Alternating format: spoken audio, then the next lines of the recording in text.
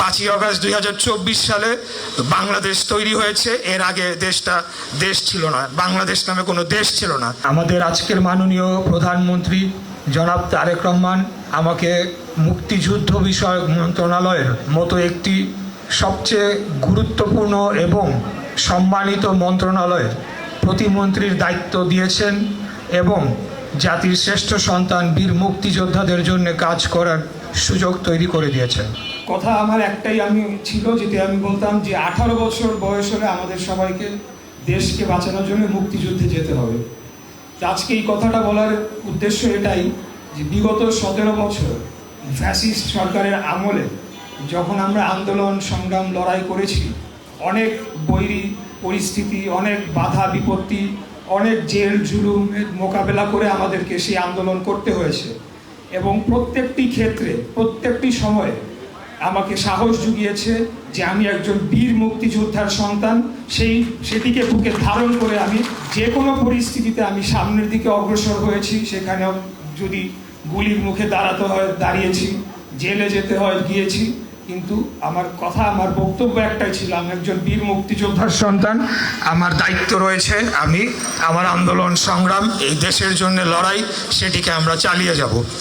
Fascist আমলে এই মুক্তিযুদ্ধকে বিক্রি করে প্রতিনিয়ত দেশের উপর যে অত্যাচার, লুটপাট, দেশের অর্থ সম্পদ লুটপাট, গুম খুন হত্যা, পরপর 4টি নির্বাচনকে কলঙ্কিত নির্বাচনের মাধ্যমে জনগণের ভোটের অধিকারকে হরণ করে বাংলাদেশকে এক প্রকার দখল করে জোর জবরদস্তি করে শাসন করে দেশের অর্থ সম্পদ লুটপাট করে পাচার করে দেওয়া হয়েছিল এবং তাতে সহযোগিতা করেছিল আরেকটি ভিনদেশি শক্তি।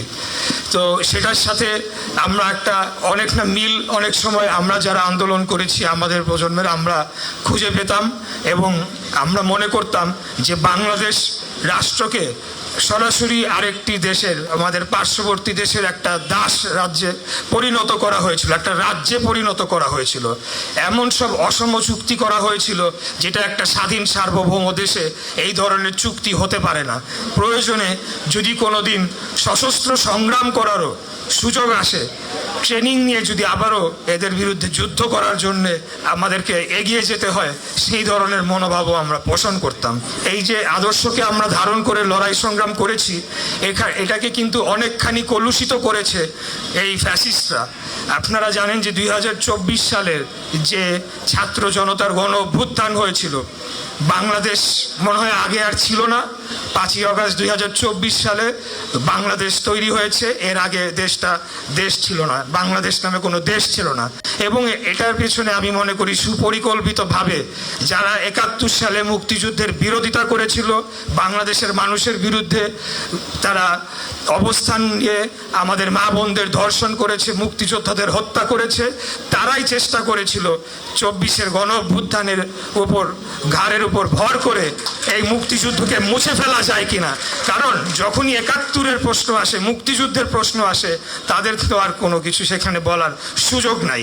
তারা যে অপরাধ করেছে 1971 সালে, সেটি যতদিন বাংলাদেশ থাকবে এবং পৃথিবী থাকবে, ইতিহাসে সেটা লেখা থাকবে, তাদেরকে সেই কলঙ্ক বহন করতে হবে। এখন তারা যতই মিষ্টি কথা বলুক, যতই ভালো ভালো কথা বলুক, কিন্তু তাদের সেই সময়কার অবস্থান আমরা ভুলি নাই, ভুলে যাবও না।